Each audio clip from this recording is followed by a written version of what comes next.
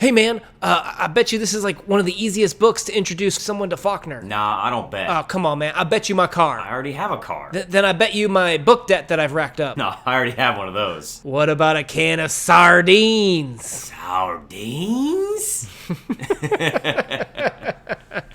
All right, we are at our final session Big spoiler. of the Reivers. Big spoiler. I am Una. And I am Crypto. And today, while we're going to cover the whole book, we are finishing up chapters 11 through 13, so we'll do kind of the plot recap and go into the discussion, which is going to be spoiler territory. First, let's just talk about initial reactions and maybe some quotes from the book. Crypto. Initial reaction, I felt like the story went really fast at the end. It was almost like one of those movies where it felt like a slow burn. It hits the climax, and then it just rushes you out of the theater. I don't want to say I was disappointed or hoping for more or anything. It was very not Faulkner. A lot of his books do end kind of sad or where the character gets what they want, but it was kind of like the Devil's Deal where like they're not really happy with what they actually ended up getting. It was abrupt. I felt like it was abrupt. Or yeah, I could view it as that I almost felt like maybe I've been Faulknerized and I started getting a better feel for it towards the end of the book. Maybe. I will say I thought this was a lovely ending to a lovely book. Oh, for sure. Yeah. Critically, this is one of those books that a lot of people say, I don't think they take seriously enough. I think they think it's lighthearted. They think it's fun. It's not as ambitious as his other projects, but I still think there's a lot in here. This is a dense text still that is easy, consumable, but still it's just a really fun read where you still can get some good things out of it. Definitely. Yeah. I'm glad that, for two things. I'm glad it was this book that was my first Faulkner book, and I'm definitely glad that we had these discussions and I had you as kind of a guide.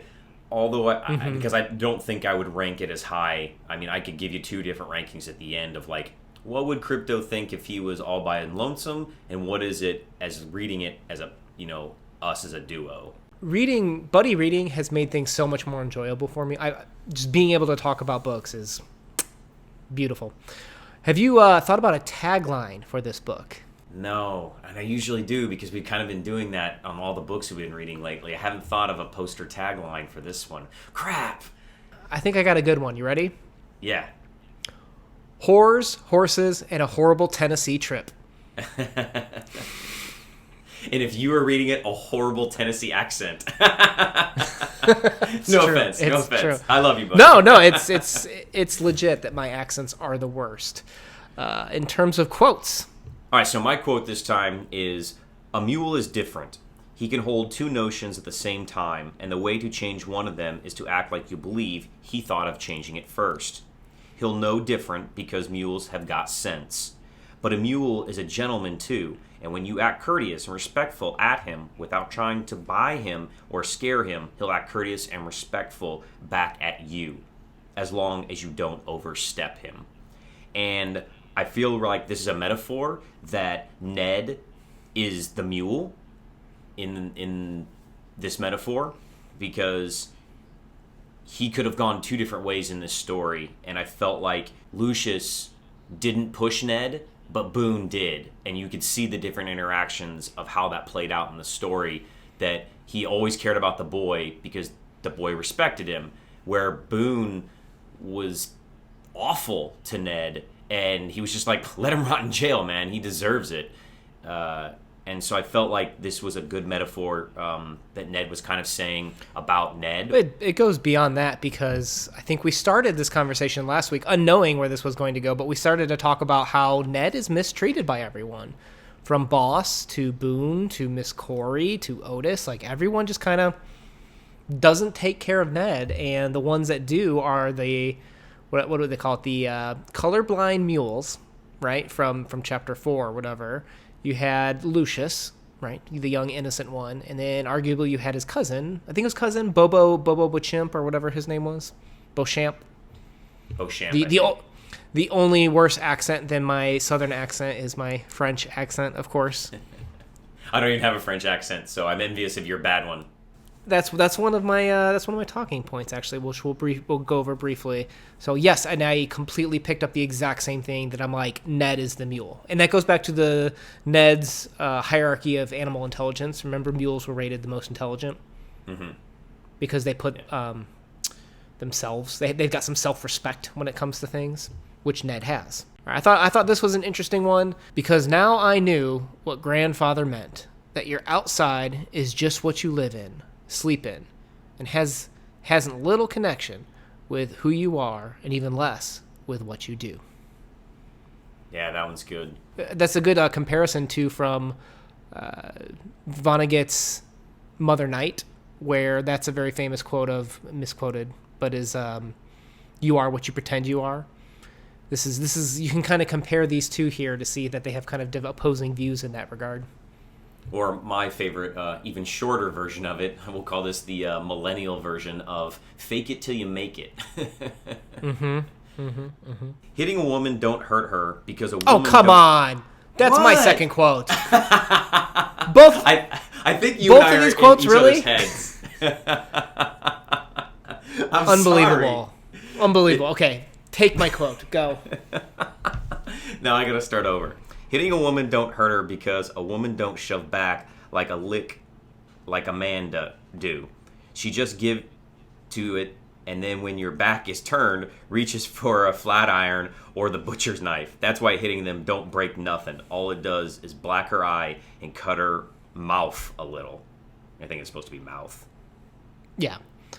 So this is the no hell have no fury like a woman scorned. Yeah. This is any married man knows what this is. Yeah. All right, let's jump to plot. Oh, that really was your quote? I thought you were just messing with me. No, that's my quote. You That's funny. I had three, and you took two of them. Out of all of the things that I mean, that's crazy. I guess we're honing in. Well, I also think that there was an earlier quote about the strength of women that I brought up. It's interesting that you brought this one too, because I think Faulkner. There's a literary element to the story that Faulkner thinks women are very strong. And this and that previous quote highlight that immensely, where I think Miss Everby went through a lot, and I thought that quote also about where once you've been cutting logs your whole life, what's one more log to saw off, when they're talking about what happened. It was interesting. He didn't paint women as being used, but he painted them stronger in this book than I thought maybe typically Faulkner does, but maybe I just haven't noticed. Or maybe for the time period that's written. Yeah, definitely for the time period. All right, plot. Chapter 11. Ned and Boone are arrested. Lucius stays with the Parshams, and Butch disapproves of him staying with a black family. Sam took Otis with him to Memphis to get a lawyer. Ned tells them about Butch's plan to get Miss Corey to sleep with him by locking everyone up. When Boone learned the plan, he attacked Miss Corey, and Butch is now back in jail. And Butch now has him back in jail. Lucius's boy ears were appalled she'd sleep with Butch. But they're soon off to the races. Due to Acheron, my accents, I'm sorry. Due to Acheron jumping like the fence, they put the second round in escrow for winner takes all in the third race. Lucius wins the third round, with Ned holding something in his hand that the horse wants. Boss Priest arrives after they win. Chapter 13. Miss Reba tells Boss how Boone attacked Butch and got thrown back in jail. Minnie's tooth is restored. Oh my god, Lycurgus? I don't know how to pronounce that name. Puts Otis on a mule until he gave the tooth up. That part was funny. Boss and General Lincombe pull Ned aside for the secret of the horse, which is sardines. They learn about Bobo's debt and how his horse stealing had begun. They plan to bet the horse back during the race. Van Tosh bets Ned can't make Lightning run again and outs the secret on the line and puts the secret on the line against Lightning. Lightning loses, but Ned wins as he had bet all of the money on on Acheron. lightning losing Acheron, Yeah. and he had no sardines. Years later, Boone and Miss Corey have a kid named Lucius Priest Hagenbeck. And that's the end of the book. Mwah. Beautiful. Magnifique. Beautiful. All right. For this discussion, I want to read a quote from you that he made. You ready for this one? I'm ready. You're gonna know this opening line. I believe that man will not merely endure, he will prevail. He is immortal, not because he alone among creatures has an inexhaustible voice, but because he has a soul, a spirit capable of compassion and sacrifice and endurance. So that is a quote that Faulkner made, and I think that spirit comes through in this text.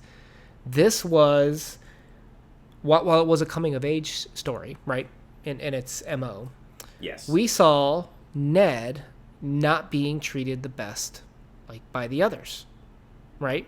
Mm-hmm. And Yes. you had grandfather lose in the end. You had him kind of win, and you had that Ned was the mule in this story, and that goes back to your quote earlier about, the mule's a gentleman. If you treat him with respect, the mule will treat you with respect. Yeah. And I think Lucius learns a lot from this. I think he learns pity. I think he learns compassion. We've talked in the previous readings about all the things that he's learned in terms of morals. And I think when you go back to one of the last quotes from this book, nothing is ever forgotten, nothing is ever lost. It is too valuable. I think that ties together not only Faulkner's feeling that he was a writer of the heart of people, that he was a writer of compassion, that he was a writer that made sure that these stories brought out people's intent behind it. Would you agree with that? Do you feel like that came out in the story? Yes, I definitely agree with that. I feel that, like many writers, they write what they know, and I feel like their own personal experiences and emotions come through. And I definitely think that Faulkner was writing about the South because that's where he was from, that's what he knew, and I think that we could probably draw some conclusions, and maybe you know more about this than I, because I've never actually read a biography on him or studied his life. I would like to now, to maybe make some better comparisons about his writing if we do more of his books in the future. But I think that, is this maybe a little bit his journey of self-discovery of in the time period of growing up in a time of civil rights movement and our country changing, and he starts to realize, of learning to treat people better and not to judge on skin color, but treat everybody like a gentleman, and they'll treat you back no matter what somebody else thinks or how they're treated. And I think that he used a mule for that allegory of it all. Well, and did you notice how many times he used obliged in these last few chapters? And remember they had that opening gag with the noblesse oblige. Like the nobility, and then you see him kind of bringing that back with reintroducing that word so many times. About it was a word of the time, like, don't get me wrong, but also I think he made it very clear in terms of your earlier point about repetition too. He used oblige a lot in this last part in terms of showing respect and giving your dues. I am shocked that you just said that. Not that I'm shocked that you discovered this. I'm shocked because, once again, this is another talking point that I wasn't sure if you knew. And it sounds like you aren't familiar with some of the literary critique. I'm vaguely familiar with some of it. And some of it compares it to The Tempest by William Shakespeare. Have you heard anything about that? I have not. I mean, I've read The Tempest, and I think when they try to break it down in terms of the actual story itself, I think that's the weak part. What I think is the strong part is, as you may know, The Tempest was William Shakespeare's last work. It was, some would say, he made himself Prospero in that piece. And Prospero says goodbye, bids adieu, farewell to magic in that story. And there's a lot of critique about how he is potentially saying goodbye to writing. as that was his final work. And he injected himself and kind of orchestrated events as Prospero in that play. Right. And so Reivers is Faulkner's last work, right? This was his last novel. Yeah. And so he's Lucius, or maybe he's Ned. I mean, you could probably make an argument for either one. I think he's Lucius because did you read the who this book's dedicated to? No. It's just like some names like Kate, Bill, like stuff you wouldn't know. It's his grandkids and like his stepchildren too, I think. So I think this is his way of telling a coming of age reminiscent story where he's injected himself to be kind of Lucius, and this is his farewell to writing in the same way that The Tempest was Shakespeare's farewell. I like that. Makes sense. It really does. Yeah. I got one more interesting thing to tell you here. So Okay. This was again at another speech, and there was a student, I think, at the time that interviewed them. They asked the question. They said, statement. They said, "You have been called a lot of things, such as a naturalist, traditionalist, symbolist, etc. I wonder what school you belong to." To which Faulkner replied, "I would say, and I hope, the only school I belong to is the humanist school." I was about to say human, right? Humanity. I belong to humanity. Mm-hmm. Yeah, I totally feel that. That is Faulkner. Yeah. Now that I'm starting to get to know him and his writing and his styles, yeah, I think he was a good person. I would like to have had a beer with him and pick his brain about religion and philosophy and politics, and because I bet he was a pretty forward, progressive thinker. I would be interested to talk to him about what he thinks about modern times and how we've come and where we have to go or where we should go. Yeah, that would be... I mean, he's one of my heroes. I think he's a fantastic writer. I think this is also... I know you're not as familiar with a lot of the other works. I don't know all of the works either. I've just read some of his stuff, and I've been in love with it. But this is super light compared to some of his other stuff in terms of how he approaches racism as opposed to how he approaches humanitarianism. There are some pretty vile things, particularly like one of the ways he got his start was he wrote Sanctuary, which is super brutal, and some people said was maybe partly for shock to get his name on the board, and then some of his greater writing came out. I mean, there's even quotes from Hemingway that have given him backhanded praise, which is good coming from Hemingway. We all know how judgmental Hemingway was. Oh. But there was even some good quotes from Hemingway that said that at his core, even though Hemingway is like the opposite of Faulkner's writing, like in terms of terse and true as opposed to stream of conscious and respecting the past and diverting your sentences and going off and being very poetic. Hemingway even said that what Faulkner writes is true. And that's why he is a good writer. Now, this is very Hemingway. He said that he would love to teach Faulkner and race Faulkner like a horse. But not a mule. But the compliment still is there that even very famous writers at the time recognized some of the beauty that Faulkner is able to bring out about the human soul and the way that he writes about the human soul. Well, I really enjoyed the book, and I was glad that this was my introduction, and I kind of got to know him through this book. I'm excited for us to do another one of his eventually. I know it's not on the docket, but I know we'll loop back around to him definitely, probably within the next few months or year or so. Well, I have a 3-year plan. In terms of books. Of course you do. I'm sure it's scheduled out. I'm the schedule guy. So no, I've got lots of Faulkner on there, don't you worry. And I was really hoping that you'd like this because I'd be very worried if you didn't like Faulkner, as he is one of my favorite writers, and I would die inside mortally to not be able to read it and talk about it with someone. So no, this is good stuff. This was great. This is one of the books that I've enjoyed the most reading over the last couple of years that we've been doing this. So I don't know if you want to go into rankings. Let me give you one more tidbit here that I Okay. have that I thought was kind of interesting. All right. So the trainer that trained Acheron, the guy underneath Lincombe, Van Tosh. You remember that name? Yeah. Or I thought that was the kid riding the other horse. And the kid was McWillie, I think it was. Oh, okay. I think I had that mixed up then. I mean, I do remember it, but I thought he was the other jockey. So Van Tosh was his literary agent at the time. So he was injecting even people that he knew into the story too, which I thought was kind of sweet, going to the earlier points. Okay. All right, let's do rankings. I want you to go first.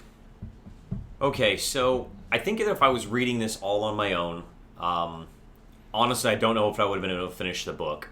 I consider myself a pretty intelligent individual, but I still think that I would have struggled to get through this book to where the story picks up and get past all the poeticness of it, because I'm not a big poetry guy. I don't enjoy that style of writing.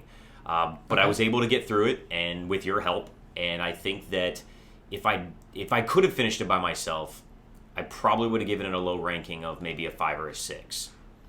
Doing the talks, having good discussion, seeing how important this book is, seeing how this book was a coming-of-age story and his magnum opus ending of his life, career, whatever, I would give it a solid 9. Wow, way high up there. Yeah. No, I would bet to guess this will probably be, maybe just because it's my first, but I would be surprised if there's another Faulkner book that I like more. I will be very surprised. Now, with that said, we saw some time jump stuff, but it was kind of like he left and then came back. He bookended a lot in this book. Yes. A lot of his other books, he jumps around, and you're not sure that you're not even aware that this story is now, that he's telling you right now, this chapter is days or weeks earlier than where you were just before. His other works can be even. This is like by far one of his easiest works. But I like that. I like that Memento, or the what's the other Mind movie by Christopher Nolan. Like I like that, and I like that it challenges me and it makes me think and everything. But this is like, an awesome Stand By Me book. I know I always reference Stephen King, but he's another one of my favorite authors, and I think that this book is something that people should read. I think it's good. I'm going to go with my rating of a 9.5 out of 10. Why isn't it perfect? When something hits all the cylinders, right? You're like, yes, this is it. Like, this is perfect. I had that at moments with this book. And there were moments where I didn't have that. I would say I knew this was going to be less ambitious, and it was. So I can't really dock it for that. But I will say this book was funnier than I expected. Way funnier. But even with that humor, probably one of the funniest books I've ever read, it still wasn't firing on all the cylinders. And I wouldn't be surprised. You're not going to see very many 10s from me. For me to hand out a 10 means I enjoyed it so thoroughly. It doesn't mean it's perfect. It just in terms of pure enjoyment. I gave a 10 to The Gunslinger. Just when we did that analysis, when we did that book, it was so much fun for me. This was really fun, but it wasn't at that level where I was like on a book high. You know what I mean?